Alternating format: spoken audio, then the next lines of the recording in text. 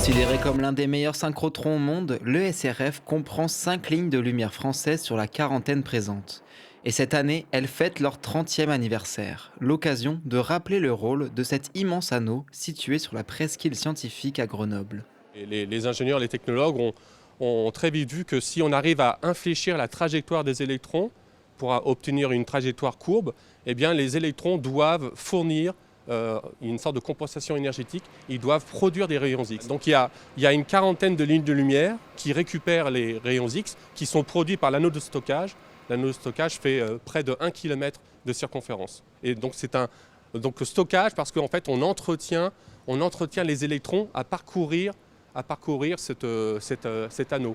Et à le parcourir à la vitesse de la lumière. Puis, ces rayons X sont récupérés par les lignes de lumière qui préparent le faisceau aux outils de mesure grâce à des chambres optiques comme celle-ci. Ces rayons sont ensuite utilisés par différents outils de mesure. L'instrument que vous voyez ici sert à étudier les surfaces et interfaces des matériaux. Les résultats servent notamment à l'amélioration de dispositifs microélectroniques.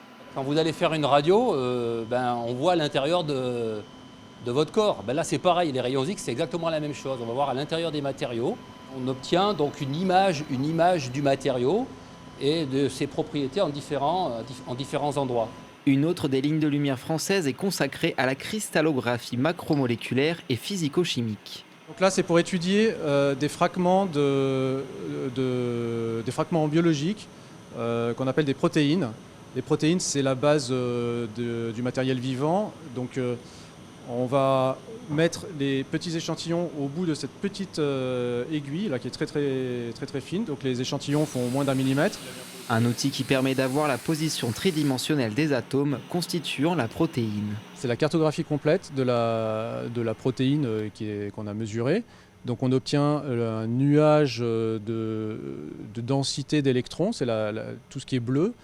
Et ensuite le travail du chercheur, alors aidé par l'informatique, c'est de mettre les bons atomes aux bons endroits.